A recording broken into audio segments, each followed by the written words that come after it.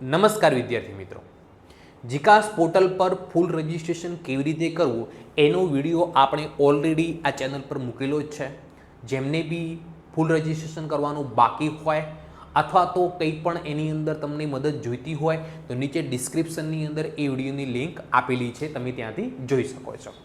હવે આપણે વાત કરીશું કે મોસ્ટ ઓફ વિદ્યાર્થીઓના પ્રશ્નો હતા કે સાહેબ વેરિફિકેશન કેવી રીતે કરાવવું, વેરિફિકેશન અમારે ક્યાં જઈને કરાવવું, વેરિફિકેશન માટે કયા કયા ડોક્યુમેન્ટની જરૂર છે, તો એની સંપૂર્ણ માહિતી આપણે આ વિડીયોની દ્વારા મેળવીશું. તો તમને એક વિનંતી છે કે આ વિડીયો તમે અંત સુધી જોજો એટલે તમને સંપૂર્ણ માહિતી મળી જશે. તો સૌથી પહેલાં આપણે વાત કરીએ વેરિફિકેશનની. તો વેરિફિકેશન ક્યાં જઈને કરાવવું, તો વેરિફિકેશન સેન્ટરની યાદી હમણાં તમને બતાવું છું આ વિડીયોની અંદર, જીકાસ પોર્ટલ પર આપેલી જ છે, એ યાદી તમને હું બતાવું છું. હવે વેરિફિકેશન કોને કરાવવું ને કોને ન કરાવવું, તો જે વિદ્યાર્થીઓ જનરલ કક્ષામાં હોય હે ને, કોની અંદર હોય જનરલ એટલે કે બિન અનામત કક્ષામાં હશે અને જેમને ધોરણ 12નો ડેટા ઓટો ફેચ થઈ ગયો હશે એટલે ધોરણ 12ની માર્કશીટની તમે તમારો સીટ નંબર નાખ્યો હશે ને તો ઓટોમેટિકલી તમારું પરિણામ જો ઓટોમેટિક ફેચ થઈ જાય તો એવા વિદ્યાર્થીઓને વેરિફિકેશન કરાવવાની જરૂર નથી. બાકીના વિદ્યાર્થીઓ જે એસસીબીસીની અંદર આવે છે, જે ઓબીસીની અંદર આવે છે, એસસી કાસ્ટ હોય, એસટી કાસ્ટ હોય, ઈડબ્લ્યુએસની અંદર આવતા હોય અથવા તો જેમનો ધોરણ 12નો ડેટા ઓટો ફેચ ન થયો હોય તેવા વિદ્યાર્થીઓએ વેરિફિકેશન કરાવવું ફરજિયાત છે. ઓકે, ચાલો હવે આપણે આગળ વાત કરીએ. અમુક વિદ્યાર્થીના પ્રશ્ન હતા કે સાહેબ વેરિફિકેશનની અંદર અમારે કઈ કઈ ડોક્યુમેન્ટની જરૂર પડશે. તો વિદ્યાર્થીઓ ઓનલાઈન વેરિફિકેશન સમયે તેમણે અરજીમાં જણાવેલ વિગતોના સમર્થન માટે જરૂરી તમામ અસલ ડોક્યુમેન્ટ વેરિફિકેશન સેન્ટર પર રજૂ કરવાના રહેશે. સબમિટ કરાવવાના નથી, ખાલી બતાવવાના જ છે, ત્યાં તમારા ડોક્યુમેન્ટ લેશે નહીં. સ્નાતક કક્ષાના એટલે અંડર ગ્રેજ્યુએટ બીકોમની અંદર આવ્યા હોય, બીએની અંદર આવ્યા હોય, બેચલર કોમર્સ કરતા હોય એમના માટે અહીંયા લખેલું છે. તો એમના માટે કયા કયા ડોક્યુમેન્ટની જરૂર પડશે? એસએસસી માર્કશીટ એટલે ધોરણ 10ની માર્કશીટ, એચએસસી કે તેના સમકક્ષ પરીક્ષાની માર્કશીટ એટલે ધોરણ 12ની માર્કશીટની ઝેરોક્સ હોય તો પણ ચાલે, અત્યારે હજુ સુધી અમુક વિદ્યાર્થીઓને ન મળ્યું હોય. શાળા છોડ્યાનું પ્રમાણપત્ર જેને આપણે એલસી કહી શકાય.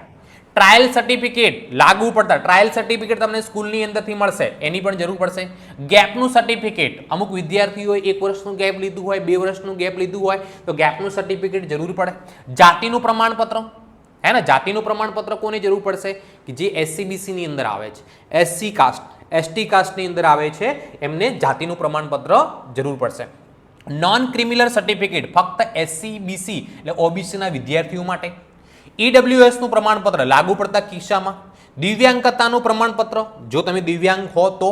ગેજેટની કોપી અથવા લગ્નનું પ્રમાણપત્ર નામ બદલાવના કિસ્સામાં. તો અત્યારે આની લગભગ મોસ્ટ ઓફ વિદ્યાર્થીઓને જરૂર નથી. પછી કોટાની વાત કરું, તમે કોઈ સ્પેશિયલ કોટાની અંદર જોડાવા માંગતા હોય તો એ કોટાના સમર્થન માટેનું ડોક્યુમેન્ટની જરૂર પડશે. હવે અમુક વિદ્યાર્થીની કોમેન્ટ હતી કે સાહેબ અમારે ફોર્મ ભરતી વખતે ભૂલ થઈ ગઈ, એ ભૂલ કેવી રીતે સુધારવી? તો અહીંયા હવે ખાસ ધ્યાન રાખવાનું છે કે વેરિફિકેશન દરમિયાન વિદ્યાર્થીએ ઓનલાઈન અરજીમાં કોઈ પણ ક્ષતિ માલુમ પડશે તો વેરિફિકેશન સેન્ટર પર તેની વિગતો વેરિફિકેશન સેન્ટર દ્વારા સુધારી શકાશે. તમે જ્યાં વેરિફિકેશન કરાવવા જાઓ છો ત્યાં તમારી જે પણ ભૂલો થઈ હોય એ ભૂલો તમે સુધારી શકો છો. વિગતો સુધારવા માટે વિદ્યાર્થીએ ઓનલાઈન અરજીમાં દર્શાવેલ મોબાઈલ નંબર અને ઈમેલ પર ઓટીપી વેરિફિકેશન સેન્ટરને આપવાનો રહેશે. તો તમે વેરિફિકેશન કરાવવા જાઓ છો તો તમારો જે મોબાઈલ નંબર છે જે તમે ફોર્મ ભરતી વખતે નાખેલો છે જેના પર ઓટીપી આવે છે એ મોબાઈલ તમારે જોડે લઈને જવાનું રહેશે. પરંતુ વિદ્યાર્થીની ઓનલાઈન અરજીમાં શૈક્ષણિક વિગતોમાં કોઈ ભૂલ રહી હશે તો સુધારા વેરિફિકેશન સેન્ટર દ્વારા થશે નહીં. તો તેના માટે શું કરવામાં આવશે? તો તેના માટે વેરિફિકેશન સેન્ટર દ્વારા વિદ્યાર્થીની અરજી સેન્ટ બેક ફોર એડિટ કરવામાં આવશે. શું કરવામાં આવે? સેન્ટ બેક ફોર એડિટ કરવામાં આવશે. ત્યારબાદ વિદ્યાર્થી પોતાના લોગિનમાં જઈ જરૂરી સુધારા કરી અરજી ફરીથી સબમિટ કરવાની રહેશે. વિદ્યાર્થીઓ અરજી એડિટ કરીને સબમિટ કર્યા બાદ ફરીથી વેરીફાઈ કરવાની ફરજિયાત છે, અન્યથા વિદ્યાર્થીએ પ્રવેશ પ્રક્રિયામાં ભાગ લઈ શકશે નહીં. વિદ્યાર્થીએ કોઈ પણ ફ્રી ફોર્મ ફિલિંગ સેન્ટર કે વેરિફિકેશન સેન્ટર પર તેના અસલ દસ્તાવેજ જમા કરવાના રહેતા નથી, જેનું ખાસ ધ્યાન રાખવાનું. તમારા ઓરિજિનલ ડોક્યુમેન્ટ ત્યાં વેરિફિકેશન સેન્ટર ઉપર જમા કરાવવાના નથી. ઓકે, કમ્પ્લીટ ખબર પડી ગઈ. હવે આપણે વાત કરીશું સાહેબ વેરિફિકેશન ક્યાં કરાવવા જવું, કયા સ્થળે કરાવવું, કઈ કોલેજમાં કરાવવું, નજીકની અંદર કઈ કોલેજ છે એની આપણે વાત કરીશું. હવે આપણે ક્યાં જઈને વેરિફિકેશન કરાવવું એના માટે સૌથી પહેલા તમારે જીકાસ પોર્ટલ લોગિન કરી દેવાનું, મતલબ ચાલુ કરી દેવાનું રહેશે. તો આવી રીતે તમને હોમ પેજ દેખાશે. હોમ, લાઈવ સ્ટેટિસ્ટિક, કોન્ટેક્ટ્સ અને લિસ્ટ ઓફ સેન્ટર, ત્યાં ઉપર આપણે ક્લિક કરીશું એટલે ક્યાં ક્યાં તમે વેરિફિકેશન કરાવી શકો છો એ આવશે. જુઓ, form filling centre and verification સેન્ટરના નામ તમને મળી જશે. હવે અહીંયા બહુ અઢળક નામો છે, આખા ગુજરાતની કોલેજના નામ છે. સાહેબ એની અંદરથી કેવી રીતે શોધવું કે અમારા નજીકના સ્થળો કેવી રીતે ક્યાં આગળ, તો તમારે એના માટે શું કરવાનું રહેશે. જુઓ અહીંયા લખેલું છે, તમે ધારો કે અહીંયા પ્લેસ લખેલું છે, પ્લેસની વાત કરું અને તમારે ધારો કે ડીસાની અંદર વેરિફિકેશન કરાવવાનું છે. ક્યાં આગળ? ડીસાની અંદર. તો અહીંયા હું સર્ચ કરું, પ્લેસની અંદર લખીશ ડીસા, DEESA. તો ડીસાની તમામ કોલેજો અહીંયા તમને લિસ્ટ પર દેખાઈ જશે.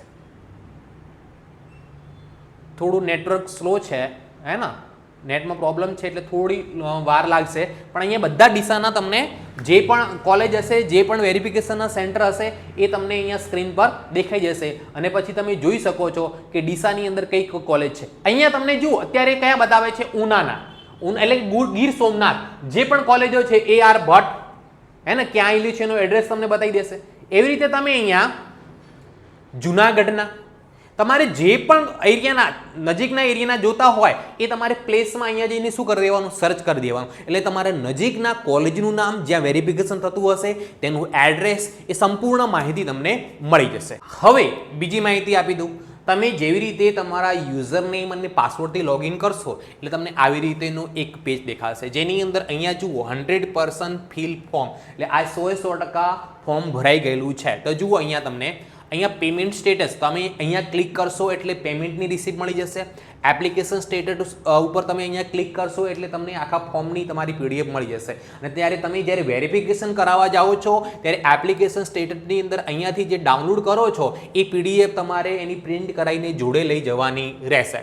હવે અહીંયા જુઓ પેમેન્ટ કમ્પ્લીટ થઈ ગયું છે, જે ગ્રીન કલર આવે છે એ કમ્પ્લીટ થઈ ગયું છે, જ્યાં રેડ કલર આવે છે તમારું પેમેન્ટ મતલબ બાકી છે. પેમેન્ટનું કમ્પ્લીટ થઈ ગયું છે, પ્રોફાઇલ થઈ ગયું, એકેડેમિક એટલે 10મા 12મા ધોરણની જે પણ ડિટેલ હતી લખાઈ ગઈ છે, ચોઇસ કઈ કોલેજની અંદર આપણે પ્રવેશ લેવો છે એ પણ આવી ગયું છે, સબમિટ થઈ ગયું છે. હવે ફક્ત શું બાકી છે, વેરીફાઈડ બાકી છે. તો આનો મતલબ અહીંયા તમારે જો રેડ કલરમાં વેરીફાઈડ પેન્ડિંગ લખેલું આવે તો એનો મતલબ સમજવાનો તમારે નજીકના સેન્ટરમાં જઈને કમ્પલસરી વેરીફાઈ કરાવવું પડશે જ. અને જો અહીંયા તમારે વેરીફાઈ ગ્રીન કલરમાં આવતું હોય અને સબમિટેડ અથવા કમ્પ્લીટેડ લખેલું આવતું હોય તો એવા સંજોગોમાં તમારે વેરિફિકેશન કરાવવાની કોઈ જરૂરિયાત રહેતી નથી. એ વસ્તુનું દરેક વિદ્યાર્થીએ ખાસ ધ્યાન રાખવાનું રહેશે. હવે નેક્સ્ટ વિડીયોની અંદર આપણે એક લઈને આવીશું કોલેજ, કઈ કોલેજની અંદર એડમિશન લેવું, કઈ કોલેજ સારી છે, ક્યાં ભણવાનું સારું છે અને એની વિશે આપણે માહિતી સંપૂર્ણ મેળવીશું. ઓકે, ધન્યવાદ.